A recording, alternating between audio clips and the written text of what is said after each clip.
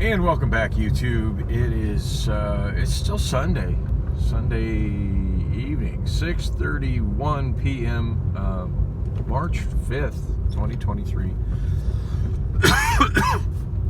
Went home, chilled for a little bit, and mostly just laid in bed, let my phone charge up, and farted around on Reddit, and sent a few text messages back and forth with Priscilla.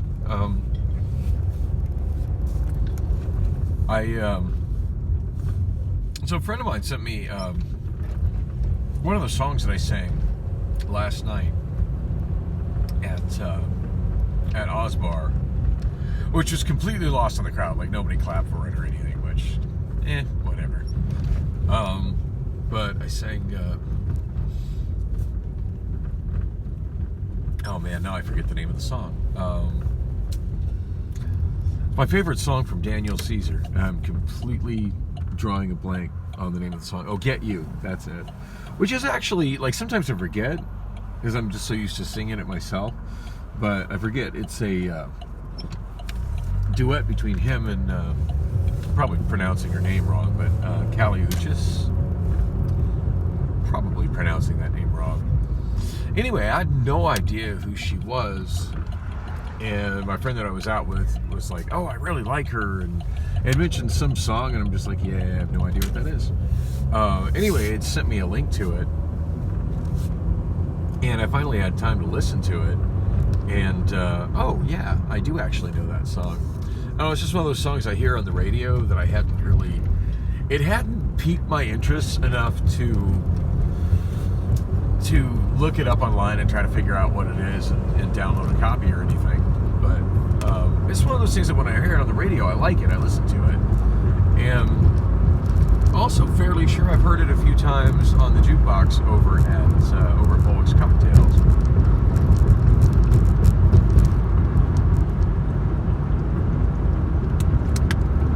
Anyway, pretty stoked he sent me the video to it. She's mind-numbingly hot in the video, and I'm scrolling through the comments on the video, top comments, and the thing's got like millions upon millions of views, so the comment section goes on pretty much forever. The song's half in Spanish, so the comment section is a lot of it's in Spanish, so it's kind of lost on me, but anyway, there's a scene where she's in the video where she's riding a bicycle, and somebody had left a comment that they'd like to be her bicycle scene, which made me giggle. It reminded me of this song that's been stuck in my head since I was like, oh, I don't know, 14, 15 years old. That I haven't had a copy of since I was probably 16. And I've looked for it on YouTube.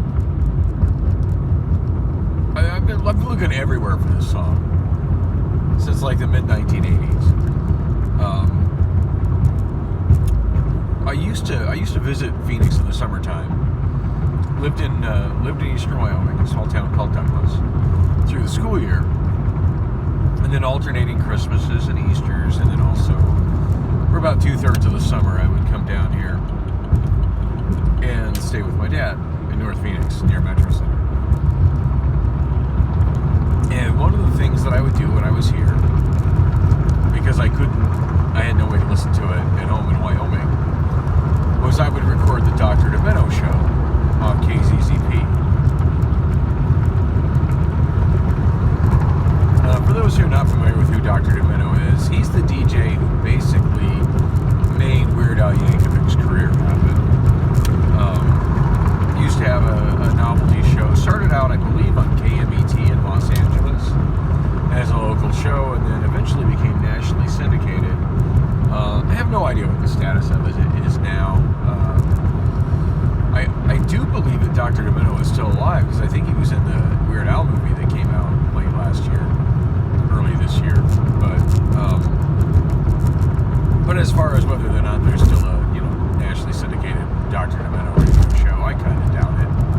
But it went on for decades, and I loyally listened to it as a young teenager when I would come in the summertime here to Phoenix, and I would try to record the entire show on my boombox. And then when I'd go back to Wyoming, I'd attempt to catalog the songs and write down who the artists were, the artist and the title, if I could find where the good doctor said who it is. Now, he was usually pretty good about saying who the artists and stuff were, but usually it was such bizarre, obscure stuff that he would play, and all obnoxious novelty music. For those who don't know, it was like a novelty music show. A lot of parodies, but other just weird things, and he'd go as far back as like the 1920s, and then he'd come up with stuff that was recent. And sometimes he'd play stuff that wasn't even released, that people would send him demo tapes and he'd think it was amusing and he'd play it. But a lot of the stuff that he would play, there was no finding it in record stores. And I would always loved making mixtapes since I was a kid. And a lot of times I would take songs from these recordings of the Dr. Demento show and put them in mixtapes. Well, anyway, there was a song I remembered hearing that I didn't get the whole song. I never managed to get the whole song, and I didn't catch who it was that sang the song. I kind of got the beginning of the song, and then the tape cut out, and I didn't realize it, and then by the time I flipped the tape over, I probably caught the tail end of the song. And never got lucky enough to get a good quality recording of it. And so pretty much since 1985, this song has been eluding me.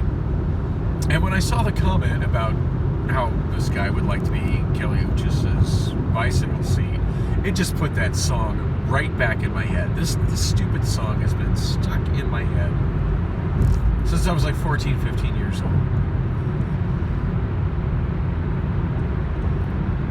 And every now and then I'll randomly sing it to people and get a good laugh. The only thing I've ever remember is the chorus, which goes,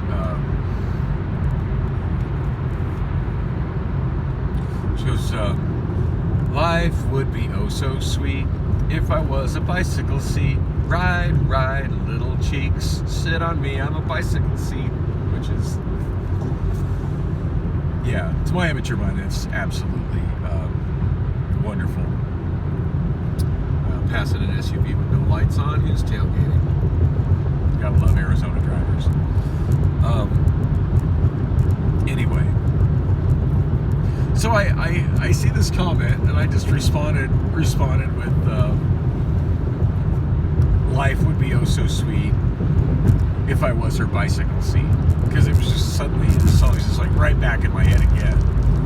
And so I tried the search that I've tried so many times with no results of what I was looking for on YouTube of life would be oh so sweet if I was a bicycle seat, and so far on YouTube. And for the first time ever, it came back on a topic channel, which is basically a automated Google-generated channel of music streaming content.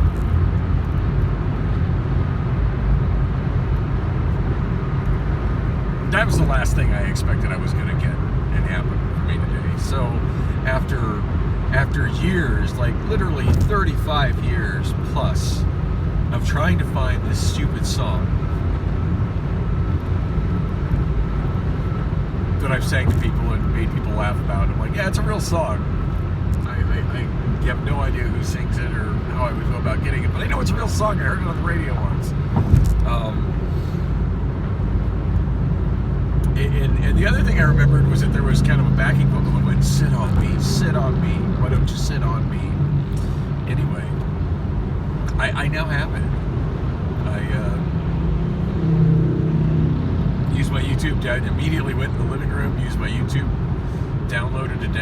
I didn't actually get around to converting it to an MP3, but I will, like in the next couple days. Definitely will. Yeah. I'm so happy to finally have that song and finally know who sings it. It actually came up on YouTube saying, oh man, I can't even pronounce the name of the group.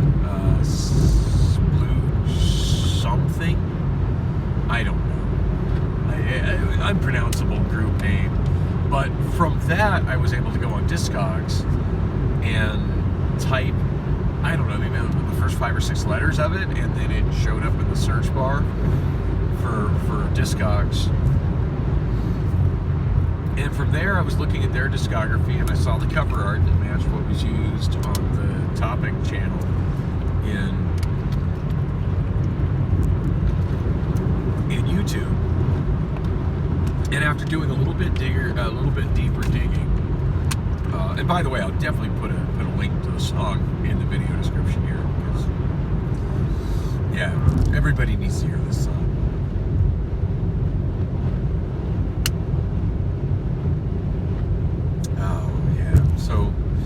So many women in the world that I would love to be their bicycle seat. Just saying. Including that forklift operator that I met on Sunday.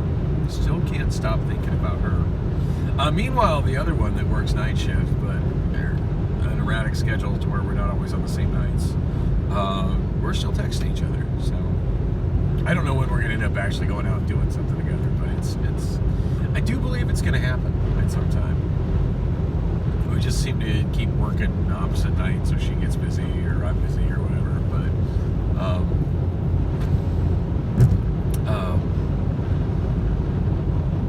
I'm so curious where that other gal's accent is from, because her accent is absolutely adorable, but I can't place it to save my life. And she seems to have similar mental health issues to me. She was talking about how she also has made the same mistake that got me suspended for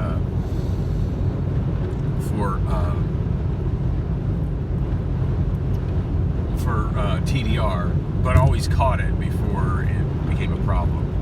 But she blamed it on her ADHD. She's like, "Oh, I'm very ADHD." And I'm like, "Yeah, it's relatable." Anyway,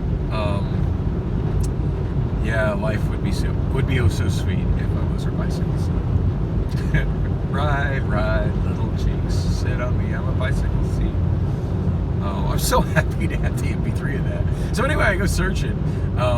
At first I'm thinking it's from this album that is the cover art. So I go on to Discogs and I start hot listing, want listing every different physical print of this album. And at one point, I look at the track list for the CD and realize that Bicycle Seat is only listed as a bonus track, and it shows a different artist. The artist being Max Splodge, who presumably is one of the members of the band, and that was a solo thing by him. So I searched him up on Discogs to find out that this was a song that he did solo. He'd done a handful of songs solo like that, released exclusively as a vinyl single. There's a 12-inch version and a 7-inch version that appear to be identical content, with the song on the A side and a dub version on the B side. I'm hoping, really, really hoping, that if I can get that single, that the dub version is basically the full song without the vocals. Because if I could make a karaoke track for that song, it's been a long time since I've sat and made a karaoke lyric video from scratch, because it's insanely tedious to do. But yeah, I would make the time to do that for Bicycle Seat, most definitely, as long as the dub version is a faithful instrumental to what the regular song is. And of course, it'll go in the karaoke library. It'll be something nobody will ever notice or search, but I'll sing it, and people will be like, "What the hell was that?" But anyway, just really excited to finally have have the song "Bicycle Seat" in my music collection, even if it is just a download. But yeah, it's really good quality. It's really good, really good quality. Because again, it wasn't somebody transferring it from like it was actually put up by the record label. Since I guess the CD that has that as a bonus track, the reissue of the album that it's not on, but it's a bonus track on the CD, and I forget the name of the album, but that actually came out about a year ago, so it's been on as a streaming option for about a year. So that explains why in years past I've never been able to find it. Prior than the reissue of that CD about a year ago, and then the content of that CD also hitting streaming platforms. The song had never been released digitally. It had only been on these singles that I believe were only released in the UK and in Portugal. So yeah, obviously something I'm not likely to find in a record store in the United States, especially since I didn't even know who it was, or where I'd go about looking for the song. So anyway, now that I've got it on my Discogs hot list, I'm probably going to order that single soon. Because yeah, that absolutely needs to be in my record collection, and not just my MP3 collection. And I got to get that. I got to get that dub version and find out if it's a straight up instrumental for the song. Got to. But at some point tonight, I'm going to want to play that song on one of the big Bluetooth speakers inside Amazon. Oh, and speaking of Bluetooth speakers, my little Jam MP Bluetooth speaker, I want to say last Sunday night, so a week ago, I was working docks 139 and 140, focusing on palette receive, which is what I hope I'll be doing tonight, and was listening to that on I had it sitting on the TDR control panels for dock 140. And my management came over sometimes when I was there. They never have a problem with me doing that, because I'm not somebody that's just playing with my phone and my music. If we got music on, like, I start something playing and then I'm working with it on, and I tend to work pretty diligently. So and not a safety issue, because when I'm doing it, I never have my phone on me. I always set the phone next to the speaker, which is away from my forklift, usually on either a safety barricade or on one of the TDR controls. Anyway, I left it there Sunday night, and when I got back Monday night, it was not there. I've asked a couple people about it, but so far it hasn't shown up. And to be fair, I haven't really looked that much for it. I've left it behind so many times and got it back so many times, I almost feel like I've kind of asked to lose it this particular time. But I don't know. I am kind of missing it. I did like the thing, even though it was kind of small. And I don't know. I like the thing, but I really want to play that song "Bicycle Seat" around my coworkers just to see what kind of reaction I get.